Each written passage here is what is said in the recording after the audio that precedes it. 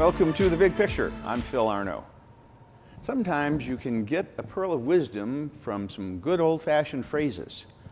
I was talking to my 16-year-old daughter Anna last week, and in the conversation I said to her, well, you shouldn't throw the baby out with the bathwater.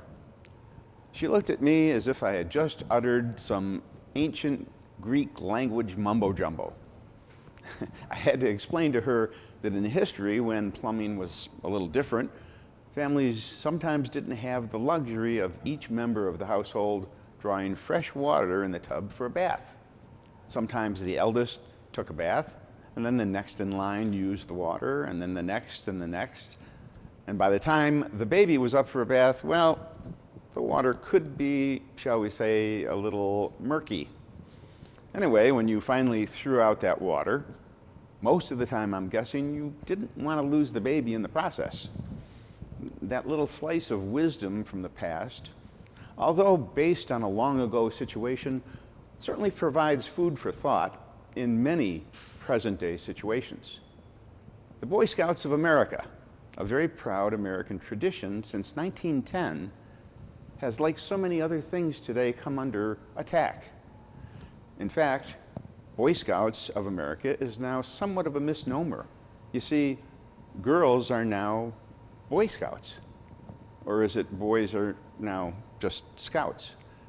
Well, it's all a little muddied, just like that bathwater. But like the baby, no matter how clouded events get in our world today, we don't want to throw out a great, active, skill-building, high moral value social experience that is scouting. And here with me today to sort through all the clouds and fog and any possible confusion is Gary Decker, CEO of the Greater Niagara Frontier Council. Welcome to the show. Thank you so much for having me here. Well, it's a pleasure. And there are so many things going on in the world today between coronavirus and civil unrest and lawsuits and name changes and all. There's a lot of things to talk about. There are. Scouting has evolved. Now, I was a scout generations ago, probably 250 years, no, I don't think it was that long. No more than 110. But it was a long time ago. And if I were to step out of a time capsule from when I was a scout and look at scouting today, would I recognize it? Absolutely you would. The program has not changed at all at its very foundation. The principles, the programs, all that thing that you experienced as a kid yourself are exactly the same. The same value system we teach our kids, the oath, the law, all those things are exactly the same. They're delivered in slightly different formats because as time's evolved, we've also evolved with technology, with other pieces of it. But the program, as you saw it, the bare bones of it, the crux of it is absolutely the same, Phil.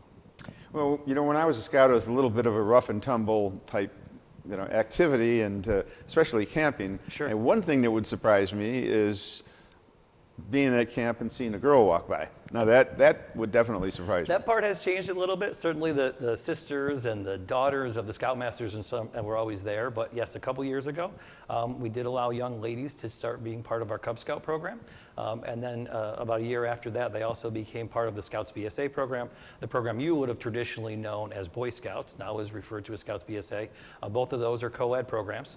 There are some differences though. In terms of the Cub Scout program, young ladies do work with and meet right alongside the boys, where the Scouts BSA program, while all the program components are the same, they actually meet as independent units. So there's a unit just for girls and a unit just for boys. Okay. Now the name is changing, or has changed, or will change. I can't quite keep up with that. It's still the Boy Scouts of America officially. Correct. But it's going to be, or how is it going to migrate to scouting? Sure. So the overall parent organization, Boy Scouts of America, that's been around for 110 years, absolutely, the name is absolutely the same, is not changing. The only thing that's changed is the name for the older youth program that you would have traditionally known Phil, as Boy Scouts. That is now called Scouts BSA. We made that name change a couple years ago now, when young ladies first became part of that program. Okay. And the Girl Scouts still exist, is that correct? Absolutely. The Girl Scouts are alive and well. It's a great program. They have completely different program components, and in fact, we strongly encourage young ladies to be in both programs. Okay. Now, for the traditionalists among us, I mean, tradition today is being attacked it seems, in every aspect of our society, whether it's statues in history, whether it's the Constitution, founding fathers. The tradition of the Boy Scouts has been, as you say, since 1910, it's been an organization that represents young men learning outdoor skills and being able to take care of certain challenges, and now that tradition is migrating and changing and evolving.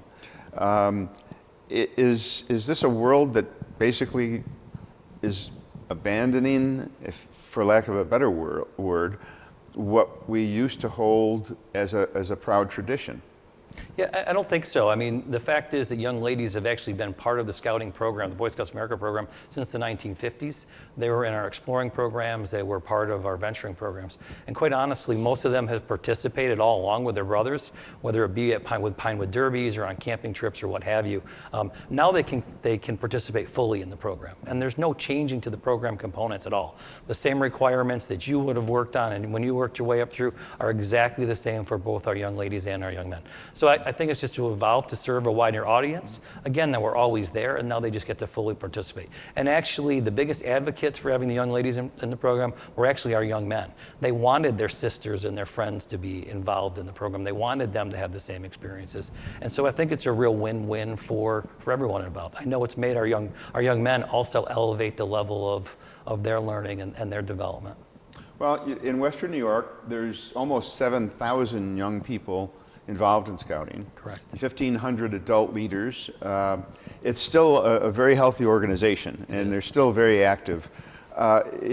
It's been involved in, and the National has been involved in lawsuits and scandals and questionable things, as in like what the church has gone through and many, things that are chaotic throughout society. How is that affecting the local council? Well, first and foremost, I'm heartbroken that there have been times that young people have been adversely affected. That should never happen in any program, and no child should ever be abused. One instance of abuse is one too many, and certainly we recognize that and have put significant barriers into place. Have had significant barriers in place for a number of years regarding youth protection, and actually the Boy Scouts of America are recognized as some of the leaders in youth protection. We require mandatory background checks for all of our leaders.